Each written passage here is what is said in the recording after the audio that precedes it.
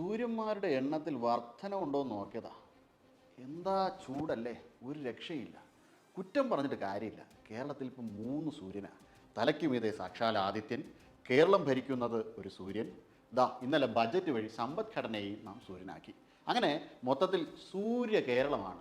സൂര്യോദയ budget എന്ന വിഷയമാണ് explorer Kannada ചാനലിലാണ്. The എക്സ്പ്ലോററിലേക്ക് ഏവർക്കും സ്വാഗതം. പരമാവധി എല്ലാവരും വീട്ടിൽ AC ഒക്കെ പിടിപ്പിക്കുക. ഇന്നലെ ബജറ്റും കൂടി കഴിഞ്ഞതോടെ നമ്മുടെ സമ്പദ്ഘടന സൂര്യനായി. ഒരു എക്സ്ട്രാ ലോജിക് സൂര്യോദയ സമ്പദ്ഘടനയാണ്. കഴിഞ്ഞ വർഷം പറഞ്ഞ കാര്യങ്ങൾ മുറുക്കി ഉടുത്ത് കേരളീയം ഒക്കെയും നടത്തി. നവകേരള നായാട്ടമൊക്കെ നടത്തി. നമ്മുടെ മുഖ്യ സൂര്യനും ബാക്കി സഹസൂര്യന്മാരും ചേർന്ന് അങ്ങ് പൂർത്തിയാക്കി. ഉദാഹരണത്തിന് കഴിഞ്ഞ ബജറ്റിൽ കാരവാൻ പദ്ധതിക്ക് 5 കോടി രൂപയായിരുന്നു. ആകെ പരിപാടി തുടങ്ങിയത് വാഗമണിലായിരുന്നു. അതും മുരടിച്ചു. പദ്ധതിക്കായി പൈസ ഇട്ടവർ ഒരു വഴിയിലുമായി. വില വർധനവ് തടയാൻ 2000 കോടി രൂപയുടെ പാക്കേജ്, അതുകൊണ്ട് വില കുറയുന്നു എന്ന് മാത്രമല്ല സിവിൽ സപ്ലൈസ് വഴി നമുക്ക് ആവശ്യത്തിന് കിട്ടുന്നുമുണ്ടല്ലോ. ഓണസമയത്തൊക്കെ നമ്മൾ കണ്ടിരുന്നല്ലോ അല്ലേ, പെൻഷൻ എല്ലാ മാസവും കിട്ടുന്നുണ്ട്. അത് കൃത്യമായി അറിയണമെങ്കിൽ ഇടുക്കിയിലെ നമ്മുടെ മറിയക്കുട്ടി എന്ന അമ്മയോട് തന്നെ ചോദിക്കണം. അങ്ങനെ ഇപ്പോൾ നമ്മൾ ഇനി സൂര്യോദയ ബഡ്ജറ്റ് കാലത്തിലേക്കാണ്. വരുമാനം കൂടി എന്ന് പറഞ്ഞ കളവിൽ നിന്ന് തന്നെ തുടങ്ങാം. 2022-23 പുതുക്കിയ ബജറ്റ് എസ്റ്റിമേറ്റ് 1,29,000 കോടിയായിരുന്നു. ഫൈനൽ അക്കൗണ്ട് വന്നപ്പോൾ 1,32,000 കോടി. എന്നാൽ ഈ വർഷം 1,26,000 കോടിയായി ചുരുങ്ങി. അപ്പോൾ വരുമാനം 3,000 കോടിയാണ് കുറഞ്ഞത്. കാരണം ചോദിച്ചാൽ കേന്ദ്രത്തിൻ്റെ കാര്യം പറയും. GST നടപ്പിലാക്കി വന്നപ്പോൾ സംസ്ഥാനങ്ങൾക്ക് വന്ന നഷ്ടത്തിൻ്റെ ഭാഗമായി കൊടുത്തു വന്ന ഗ്രാൻറ്റിൻ്റെ കാലാവധി കഴിഞ്ഞത് നാടിന് മനസ്സിലായി, സൂര്യന് മനസ്സിലായിട്ടില്ല. വരുമാനം കുറഞ്ഞിട്ടുണ്ടെങ്കിലും ചിലവ് കൂടിയിട്ടുണ്ട്. നല്ല പോളിംഗ് അല്ലേ സൂര്യന്മാർക്ക്. ഇതൊക്കെ ആണെങ്കിലും മൂലധന നിക്ഷേപം കുറവാണ്. പിന്നെ എങ്ങനെയാ വികസനം ഉണ്ടാകുക? പുതിയ സ്ഥാപനങ്ങൾ വരണ്ടേ? ബാംഗ്ലൂരിലൊക്കെ പോയി തുടങ്ങിയാൽ മതിയോ? ഈ കേരളത്തിലും വേണ്ടേ? കേന്ദ്രത്തിൽ നിന്ന് അർഹതയില്ലാത്തത് ചോദിക്കുന്നവർ പഞ്ചായത്തിന് പോലും ധനം നൽകുന്നില്ല. കഴിഞ്ഞ 3 വർഷമായി 30,670 കോടിയാണ് പ്ലാൻ ഫണ്ട്. അതുകൊണ്ട് തന്നെ പണപ്പെരുപ്പം അനുസരിച്ചുള്ള തുകയല്ല പഞ്ചായത്തിന് ലഭിക്കുക. ഇത് പഞ്ചായത്തുകളുടെ വികസനത്തിന് പര്യാപ്തമല്ല. ഇനി ആകെയുള്ള വികസനം ദേശീയ ഹൈവേ ആണ്, അതും കേന്ദ്രത്തിൻ്റെ കാരുണ്യത്തിൽ. GSDP കൂടി എന്ന് പറയുന്നു, എന്നാൽ നികുതി സമാഹരണം ഇല്ല, ധനമില്ല. ധനം കേന്ദ്രം കൊടുക്കണം. സംസ്ഥാനം വിഭവ സമാഹരണം നടത്തുന്നുമില്ല. സന്ദേശം സിനിമയെ പറഞ്ഞ പോലെ വാഗ്ദാനങ്ങൾ മാത്രമാണ് നമ്മൾ കൊടുക്കുക. ധനക്കമ്മി 3% താഴെ വേണം എന്നാണ് FRBM നിയമത്തിൽ പറയുന്നത്. നമുക്ക് 3.6%.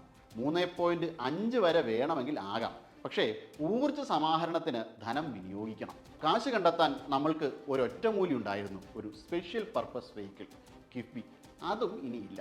പെൻഷൻ കൊടുക്കാൻ ഒരു കമ്പനി ഉണ്ടാക്കി. അവർക്ക് വേറെ ഒന്നുമില്ല, കടമെടുക്കുക, കടമെടുത്ത് പെൻഷൻ കൊടുക്കുക. കടമെടുക്കാൻ ഓരോരോ വഴികൾ കണ്ടെത്തി മുന്നോട്ട് പോയപ്പോൾ കേന്ദ്രം കൈയോടെ പിടികൂടി. ഇനി കള്ളക്കളിയൊന്നും നടക്കില്ല. അപ്പോൾ പിന്നെ കേന്ദ്രമെന്ന് കരയുക തന്നെ.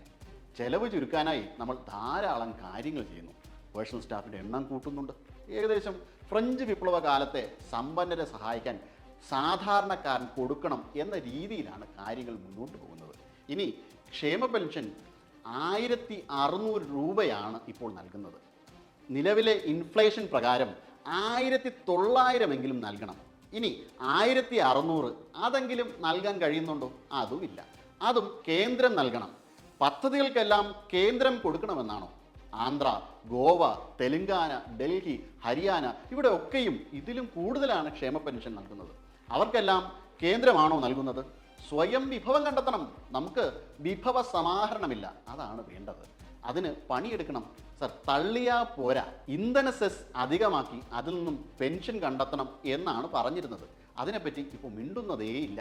ഇതിനെല്ലാം പുറമെ മറ്റൊരു തള്ള് മുഴുവൻ ഭാരതത്തിലും മാന്ദ്യമാണ്. അത് കുറയ്ക്കാൻ കേന്ദ്രം കുറച്ചധികം നമുക്ക് തന്നാൽ നമ്മളൊന്ന് വികസിക്കും.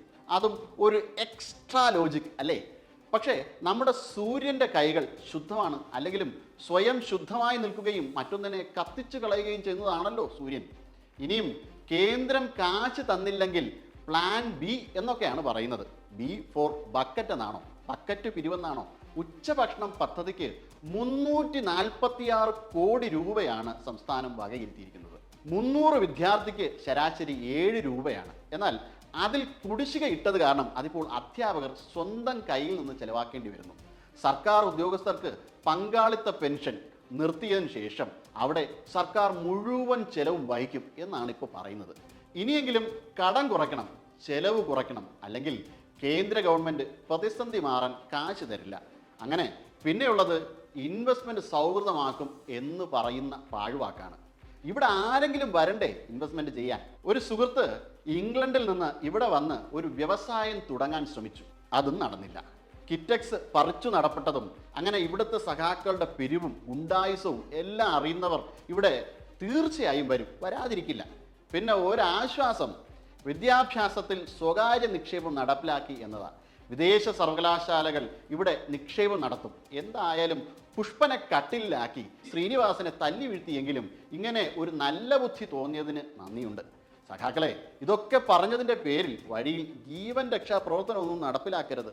എനിക്ക് ഓട്ടം ഒന്നും വശമില്ല. നിരവധി വമ്പൻ പദ്ധതികൾ പുറകെ വരുന്നുണ്ട്. പലതും കട്ട് ആൻഡ് പേസ്റ്റുകളാണ്. നമ്മെ എന്തിനാണ് ഇങ്ങനെ പറ്റിക്കുന്നത്? അതൊന്ന് പറഞ്ഞു തരണം. ഒന്നുമില്ലെങ്കിലും മുണ്ട് മുറുക്കി ഉടുത്ത് മുഖ്യസൂര്യനും പൗരപ്രമുഖന്മാർക്കും ഒരുമിച്ചിരുന്ന് മൃഷ്ടാന്ന ഭോജനത്തിനുള്ള അവസരത്തിനായി കയ്യിൽ മഷി പുരട്ടിയവരല്ലേ നമ്മൾ? Let them eat cake. French വിപ്ലവകാലത്ത് മേരി അന്റോണിയറ്റിന്റെ നാവിൽ നിന്ന് ഇത് വരുമ്പോൾ സാധാരണ ജനം പട്ടിണിയിലായിരുന്നു. അതുപോലെ ഇത് പറഞ്ഞ് മുന്നിലുള്ള വിഭവങ്ങൾ ആർത്തിയോടെ ചൂഷണം ചെയ്തോളൂ. സാധാരണ ജനം തേടി വരും ഒരു സമയം. സഖാവ് ബാലഗോപാലൻ സാറേ, കേരളത്തെ ഇങ്ങനെ എണ്ണ തേപ്പിക്കരുതേ. എത്ര എണ്ണ തേച്ചാലും ഞങ്ങളെല്ലാം കാണുന്നുണ്ട്.